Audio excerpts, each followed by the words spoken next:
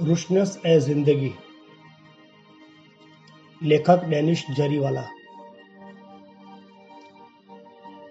अजहर हर रोज सुबह मुकर्रर समय पर दुकान खोलता और शाम को करीब 7 बजे बंद कर देता।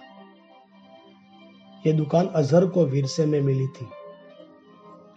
अजहर लंबा चौड़ा और कड़ियल नौजवान था। कोई अजनबी उसे देखता तो यह ख्याल करता कि वो किसी पहलवान के घराने से ताल्लुक रखता है। वो बड़ा ही नेकदिल इंसान था।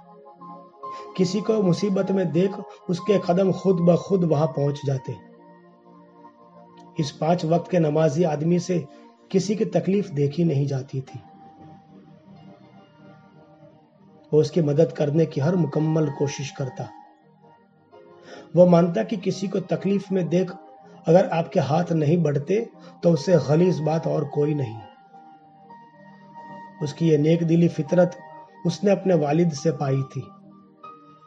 जब उसके वालिद को दिख के मर्ज ने कब्र में पहुंचा दिया था, तब सारा गांव उसके जनाजे में शरीक हुआ था। अजहर के वालिद अपने समाज में बड़ा ऊंचा दर्जा रखते थे। लोग उसे बहुत नेक दिल इंसान तस्लीम करते थे। जब उसके वालिद किसी जलसे में तकरीर करते तो सब लोग धरे के धरे उसकी तकरीर के कायल हो जाते। उसकी बुलंद आवाज हर शख्स के दिल में उतर जाती। अजहर की दुकान गांव के बीच बाजार में थी, जो उसके वालिद के इंतकाल के बाद सुस्ताने लगी थी।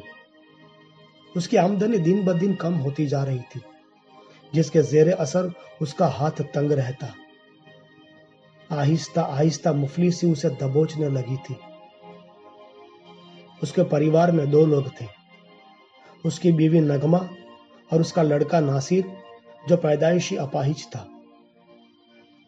उसकी माली हालत बिगड़ती जा रही थी। ऊपर से अपाहिज बेटे के इलाज का खर्च। वो इस सूरत हालात से परेशान हो चुका था। वो कई रूह शिगाफ बातें सोचते सोचते एक दिन रास्ते से गुजर रहा था कि यकायक उसकी निगाह रुक गई। कुछ लोग एक आदमी को पीट रहे थे और उसका सामान भी लूट रहे थे। यह मंजर उसके दिलो दिमाग में घर कर चुका था। दुकान की आमदनी और कम हो रही थी। उसका गुजारा चलना मुश्किल हो गया था। उसने मुलाजिमत की सोची और कई जगहों पर भटका, मगर वो नाकाम रहा। जब वो दोस्तों के आगे अपनी हालात बयां करता तो वो लोग फलसफी बातें सुनाते, जिसे सुन सुनकर उसका जी अब उब चुका था।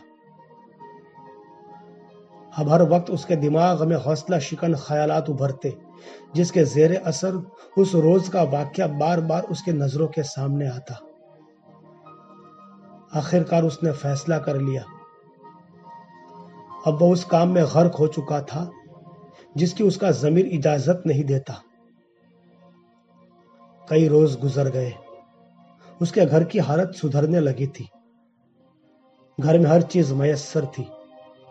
उसके बेटे का इलाज भी अब वक्त पे हो रहा था,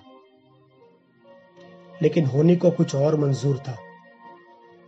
एक रोज अजहर को पुलिस ने धर दबोचा। अदालत में मुकदमा चला।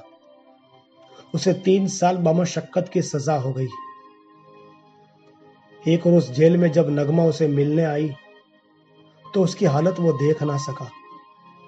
उसका बेटा मर्ज के आखिरी कगार पे था। अजहर अंदर ही अंदर घुटने लगा। उसके परिवार का ख्याल उसे खाए जा रहा था। इसी सोच में डूब वो एक रात गहरी नींद में गर्क हो गया, जो फिर कभी नहीं खुली।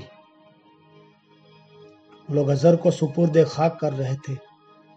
नगमा और नासिर दूर खड़े यह मंजर देख रहे थे।